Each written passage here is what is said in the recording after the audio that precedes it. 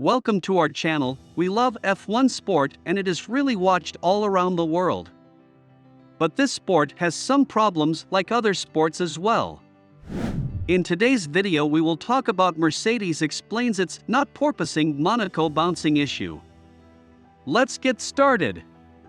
Despite the evidence of a tough Monaco Grand Prix weekend, Mercedes team principal Toto Wolff claims the car's porpoising issues have not reappeared, instead blaming the car's ride for forcing it to bottom out as its restriction.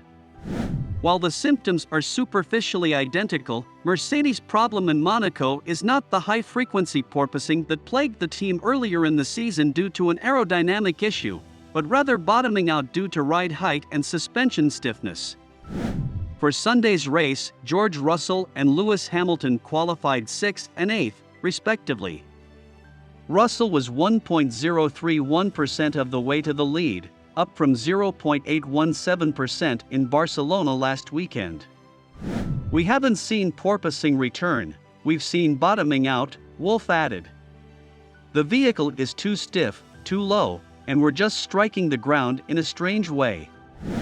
So it's probably feasible where we ended up," he says, referring to the margin in qualifying in Barcelona. "The vehicle is capable of 5th and 6th, but Lando Norris got there first.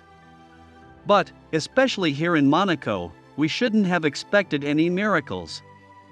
What about you? Do you like this sport? Before this video, you know F1 has many problems as well? After qualifying, Hamilton stated that the bouncing was less of an issue today, but that it came at the sacrifice of car speed. "It felt like we improved the vehicle in terms of bouncing, but we were slower," he stated when questioned about it by the race. Hamilton had a particularly bad day on the track yesterday, but Mercedes trackside engineering director Andrew Shovlin says the ride is one of the major areas that we've been concentrating on since Friday. Wolff stated that the team's troubles in Monaco did not show that Barcelona was a circuit-specific improvement, but that this unique track presented challenges that made it inevitable that it would struggle here. "You may ask what lessons we learnt in Barcelona and how they relate to Monaco, and the answer is that there are none since the two are so different," Wolff remarked. "I'm not sure whether this is now self-managing my expectations, but I'd say that us being here with George is definitely reasonable, if not better than what I expected from Monaco. We can't be satisfied with such a performance, but that's where we are. In my perspective, it might have been far worse." Russell agreed with Wolff, claiming that the team had gotten the most out of the vehicle in qualifying. "In Barcelona, the car's advantage in terms of straight-line speed and quicker corners did not apply in Monaco," he said. "Our main constraint all weekend has been the car's ride, and while P6 isn't a great finish, I think we pretty well maximized it out there with the package we have," Russell remarked. "The crew has worked really hard to provide us with the most compliant setup possible, but we saw in Barcelona that our strengths were speed on the straights and high-speed bends, both of which are lacking in Monaco. So, objectively speaking, there's no reason why we should be any higher up today." Mercedes hopes to outperform Ferrari in terms of race pace, like it did in Barcelona. It was slower in qualifying than Ferrari and Red Bull, but far faster in racing conditions, albeit considering the difficulty of overtaking in Monaco, this may be of limited benefit on Sunday.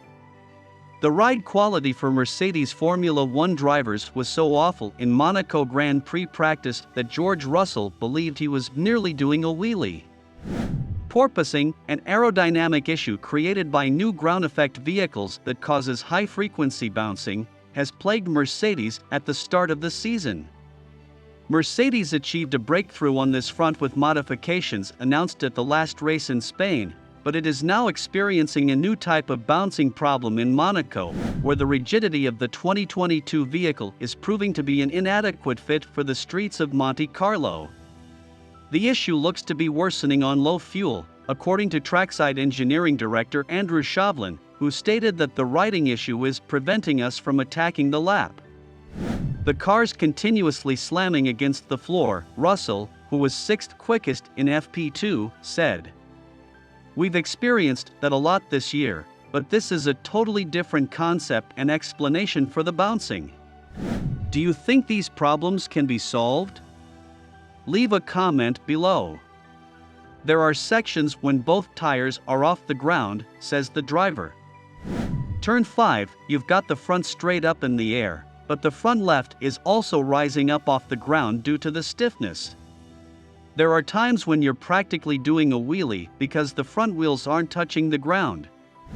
It's a difficult situation, and I'm not sure what else we can do. We've done everything we can to make things easier and more confident for us. However, they will work hard overnight to see what we can do for tomorrow. Russell, who was 0.750s behind than practice leader Charles Leclerc, claimed the Ferrari is flourishing over the bumps in Monaco, after demonstrating the trait earlier in the season with how aggressively the F1-75 could tackle curbs at circuits like Imola. Lewis Hamilton's day was more challenging, as he was unable to put together a clean lap on low fuel due to the unstable chassis, and he believes the Ferraris and Red Bulls are out of reach. It's the bumpiest the track has ever been, and definitely the bumpiest I've ever driven, Hamilton added. It's difficult because of that, but our automobile bounces a much in general. It's different bouncing than we've seen before since it's at a low speed, but it's not because of the aero, it's due of the bumps on the track. It's just fighting the vehicle, and putting a lap together is just incredible, says the driver. Oh my God! It's a whole different situation. I don't recall ever having an experience like that. Because the bouncing in FP1 was so painful, Hamilton had to seek more cushioning in his car's cockpit. He called it the bumpiest roller coaster ride ever, claiming that there were 100 bumps on one straight. I recall my early years here, just being able to get around in a light, agile automobile was so much better, he remarked. However, now that we have these super heavy vehicles, which are heavier than ever before, the braking zones are different, and putting together a lap is challenging. I believe we made some progress leading up to that session. When you do put a lap together, the grip isn't bad, it's just your eyes popping out of their sockets. We'll have to work on that overnight to get it fixed. We're not as quick as the Ferraris and Red Bulls, as expected. The goal for us is to keep ahead of the McLarens. We talked about some issues of Mercedes' team in Monaco. Do you think F1 teams can handle these problems easily? Please leave a comment below. I hope you liked the video. Please don't forget to smash that like button to help us out. Subscribe to our channel for more great content and hit that bell to turn on notifications. In this way, you will not miss any video we publish. Take care.